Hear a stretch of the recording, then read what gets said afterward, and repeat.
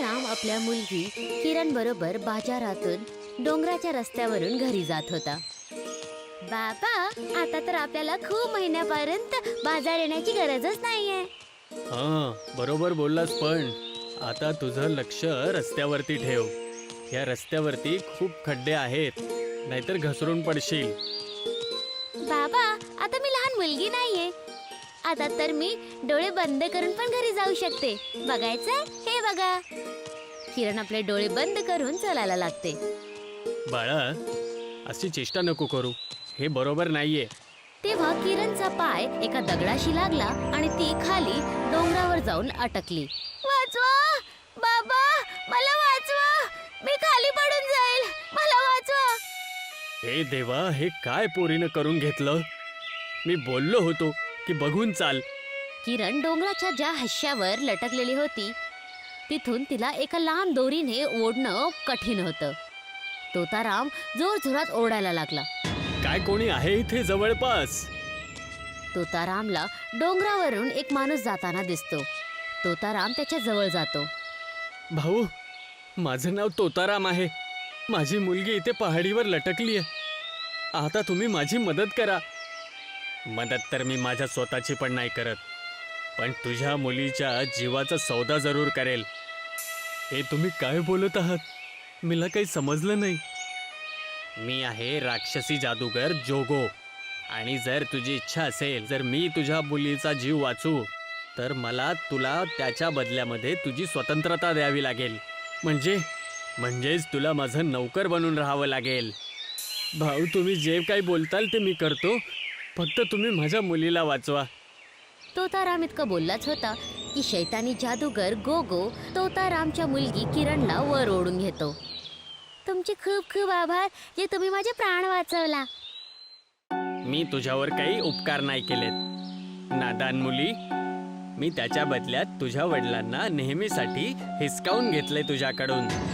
तुझे वडील आता माझे, म्हणजेच जोगोचे नौकर आहेत. मी काही समजले नाही बाबा, हे काय बोलतायत? एक एक करून सगळ्यांना समजवायचा वेळ नाहीये माझ्याकडे. घरी जाऊन आपल्या आईला सांगा की आजपासून बाबा कधीच घरी येणार नाहीत. जोगो तोतारामला आपल्या बरोबर घेऊन जायला लागला. किरण खूप वेळा निवेदन करते, पण जोगो मागे वळून बघत नाही आणि तोतारामला पण मागे वळायला नको म्हणतो. नका जाऊ बाबा, आम्हाला सोडून नका जाऊ. जोगो तोतारामला घेऊन तिथून दूर एका सुनसान आणि खाली जागेवर बनलेल्या आपल्या घरी घेऊन गेला आणि त्याने एका जादुई लाकडाच्या तक्तीवर जादुई साहीवाल्या पेनने तोतारामचं नाव लिहिलं आणि त्याचबरोबर एका चिमणीचं चित्र पण बनवलं. हे तुम्ही काय करत आहात? तुला पक्षी बनवत आहे. तसं पण तुझं नाव तोताराम आहे ना. आता तू माझ्यासाठी काम करशील. काय करावं लागेल मला? माझ्या खाण्यापिण्याची, राहण्याची आणि खर्चाची व्यवस्था करावी लागेल. जसं जोगोने त्या पाठीवर एक पक्षीचं चित्र बनवणं पूर्ण केलं, तोताराम ताबडतोब एका पक्षीमध्ये बदलला. आता मला आयुष्यभर काही काम करायची गरज नाही. जा, माझ्यासाठी बाजारामधून सोन्याचा हार चोरून आण, की मी त्याला विकून पैसे कमवेल. जोगोचे आदेश दिल्यानंतर ती पक्षी बाजारामध्ये हार चोरी करण्यासाठी निघून गेली. इथे दुसरीकडे किरण घरी पोचते आणि सगळं काही आपल्या आई कोयलला सांगते. आई, तो जादूगर जोगो कायमसाठी बाबांना आपल्या बरोबर घेऊन गेला आणि तो बोलला की तो बाबांना पक्षी बनवेल. हे सगळं तुझ्यामुळे झालं आहे किरण, म्हणून तुला सांगते की मोठ्यांचं बोलणं ऐकत जा. आई, मी आजपासून कायम मोठ्यांचं ऐकेल, पण तू बाबांना परत घेऊन ये. ठीक आहे, चल जाऊन त्या जादूगराच्या घरी जाऊया. कोयल आणि किरण दोघे जण त्या डोंगराच्या रस्त्यावर जाऊन जादूगरच्या घराला शोधायला सुरुवात करतात. काही वेळ शोधल्यानंतर त्यांना एक घर दिसतं. ते बघाई, तो जादूगर दिसत आहे. दोघे जण त्या जादूगरच्या समोर उभे राहतात. तुम्ही माझ्या नवऱ्याला इथे घेऊन आला आहे, कृपा करून माझ्या नवऱ्याला सोडून द्या. आता तो तुमचा नवरा नाही, तर माझा नौकर पक्षी आहे. नौकर पक्षी? हा, नौकर पक्षी. मी तुझ्या नवऱ्याला पक्षीमध्ये बदलून टाकलंय. कुठे आहेत माझे बाबा? तो पक्षी माझ्यासाठी सोनं चोरायसाठी बाजारात गेलाय आणि आता तुम्ही लोक सुद्धा इथून निघून जा, नाही तर मी तुम्हा दोघांना सुद्धा पक्षी बनवून टाकेल. मग पूर्ण परिवार माझी सेवा करत राहा आयुष्यभर. नाही, मी आपल्या बाबांना न घेता इथून अजिबात नाही हलणार. गपचूप इथून निघून चल, नाहीतर तुझा आणि माझा हाल पण तुझ्या बाबांसारखा या शैतानी नोकरचा होऊन जाईल. पण आई, बाबांना घेतल्याशिवाय आपण कसं जायचं? आपण दुसरा काही उपाय शोधूया बाळा. पहिला इथून चल. कोयल आपल्या मुलगीचा हात पकडते आणि त्या जादूगरच्या घरातून दूर घेऊन जाते. तेव्हा तोताराम पक्षी बाजारातून जोगोसाठी फळं घेऊन परत येत असतो. किरण आणि कोयल पक्षी बनलेल्या तोतारामला बघतच राहिले. वा, माझी मेहनती पक्षी आलीस वापस. तो त्याला पिंजऱ्याच्या आत कैद करतो. कोयल आणि किरण दुरूनच हे सगळं बघत होते. आपल्याला शैतानपासून मोठ्या जादूगरला शोधावं लागेल बाळा. पण आई, आपण जादूगरला शोधायचं कुठं?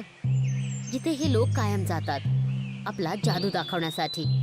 पण आपल्याकडे तेवढे पैसे नाहीयेत की आपण तिकीट विकत घेऊन आत जाऊ. पण आपण प्रयत्न नक्की करूया. कोयल आणि किरण तिथून घरी जाण्याच्या जागेटी सरळ बाजाराकडे जातात, जिथे एक मोठी जादूगरणी आपला जादू दाखवत होती. आणि काही क्षणामध्ये ती जादूगरणी त्यांच्या जवळ येते. ऐका, माझं नाव परी आहे. मी एक जादूगरणी आहे. काय मी जाणू शकते की तुम्ही दोघं इथे का आला आहात? हो, आम्ही तुमचीच वाट बघत होतो. माझी वाट की माझ्या जादूचा? हो, खरं तर आम्हाला तुमच्याशी काहीतरी बोलायचं होतं. बोलायचं आहे की जादू बघायचं आहे? दोन्ही पण. घाबरू नकोस बाळा, सांग काय झालं आहे तुझ्या बाबांना? अहो, माझ्या नवऱ्याला एका शैतान जादूगरने आपल्या जादूने पक्षी बनवलेला आहे. तुम्ही कृपा करून आमची मदत करा ना. आमच्याकडे सध्या पैसे पण नाहीत. पण परी कोयलला मधीच थांबवते आणि बोलते, त्या शैतानाचं नाव जोगो तर नाही? हो, पण तुम्हाला कसं कळलं? त्याला मीच जादू शिकवलं होतं. पण त्यांनी जादू शिकल्यानंतर माझ्या मुलीला मछली बनवलं आणि तिला शिजवून खाऊन गेला. काय तुम्हाला माहित आहे तो कुठे राहतो? हो, मला माहित आहे त्याचा पत्ता. पण हे बघा, तुम्हाला जे काही हवं आहे ते आम्ही तुम्हाला देऊन देऊ. मला फक्त त्या शैतानाचा पत्ता हवा आहे आणि तुम्हा दोघांची मदत. हो, तुम्ही सांगा आम्हाला काय करायला हवं? जेवढं मला माहित आहे त्याने तुमच्या नवऱ्याला पक्षी बनवण्यासाठी जादुई तख्ताचा वापर केला असेल. म्हणून आम्हाला त्या तख्तीला हासिल करावं लागेल आणि त्याच्यावरून तुझ्या नवऱ्याचं नाव आणि त्या पक्षीचं चित्र मिटवावं लागेल. फक्त इतकीच गोष्ट? हे जितकं सोपं वाटत आहे तेवढं नाहीये. कारण जादुई तख्तीवर जे चित्र त्यांनी जादुई स्याहीने बनवलं असेल त्याला मिटवण्यासाठी एक चमत्कारी झरण्याचं पाणी हवंय.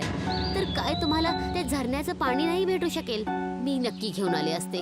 पण त्या झरण्यातून पाणी तेच घेऊ शकतं ज्याने आपल्या आयुष्यात कधीच खोटं नाही बोललंय. आणि मी आपल्या आयुष्यात खूप खोटं बोललं आहे. म्हणून जेव्हा मी पाणी घेण्यासाठी जाईल तर तो झरणा वाळून जाईल. ठीक आहे, तर हे काम मी करेल, कारण मी आयुष्यात कधीच खोटं बोललेलं नाहीये. तुम्ही मला झरण्याचा पत्ता द्या. परी झरण्याचा पत्ता कोयलला देते आणि कोयल एक बाटली घेऊन चमत्कारी झरण्याजवळ जाते आणि बाटलीमध्ये त्या झरण्याचं पाणी घेऊन येते. आता ते तिघी जण जोगोच्या घराजवळ जातात. जोगो आपल्या घराच्या बाहेर अंगणामध्ये खाट घालून आराम करत होता. समोर तो पिंजरा ठेवलेला होता ज्यामध्ये तोताराम पक्षी कैद होता. परी किरणला बोलते, जा, तू आज जाऊन आपल्या बाबांना पिंजऱ्यामधून आजाद कर. मी तोपर्यंत ती जादुई तख्ती शोधते. परी जोगोच्या घराच्या आत जाते, जिथे टेबलवर ती जादुई तख्ती आणि जादुई साहीवाला पेन ठेवलेला होता. परी त्या दोघांना उचलते आणि खोलीच्या बाहेर चालायला लागते. इथे दुसरीकडे किरण पिंजऱ्याच्या जवळ पोचते आणि पिंजऱ्याला उघडते. पण तेव्हाच जोगोचे डोळे पण उघडतात.